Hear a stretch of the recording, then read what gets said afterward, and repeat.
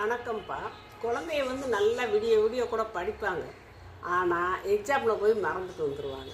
அப்படி மறக்காமல் இருக்கணும்னா அவங்களுக்கு இந்த சிட்ரஸ் ஃப்ரூட்டுன்னு சொல்கிறாங்களே, எலுமிச்சம்பழம் ஜூஸ் கொடுக்கலாம், அப்புறம் நெல்லிக்காய் ஜூஸ் கொடுக்கலாம். அதெல்லாம் வழக்கமாக கொடுத்துக்கிட்டே வரணும். இந்த அப்புறம் அனாசி பழம், ஆப்பிள் இதுகளெல்லாம் அடிக்கடி அவங்களுக்கு தரணும். பரீட்சைக்கு போகிறதுக்கு எப்போவுமே அவங்களுக்கு வழக்கமாக கொடுத்தா அவங்க அந்த மறதிங்கிறது பிரச்சனை வராது. அப்புறம் வல்லாரக்கீரை துவையல் செஞ்சு கொடுக்கலாம். தோசையில் கலந்து வல்லார தோசை செஞ்சு கொடுக்கலாம். அப்புறம் புரதச்சத்து உடம்புல தெம்பு இருக்கணும். அதுக்கு மீன், முட்டை, நான்வெஜ்ஜு சாப்பிட்றவங்க மீன் கொடுக்கலாம், மட்டன் எதுவும் கொடுக்கலாம். கொடுத்து முட்டையெல்லாம் குடிச்சு கொஞ்சம் தெம்பாக வச்சுருக்கணும் படிக்கிற பசங்களுக்கு.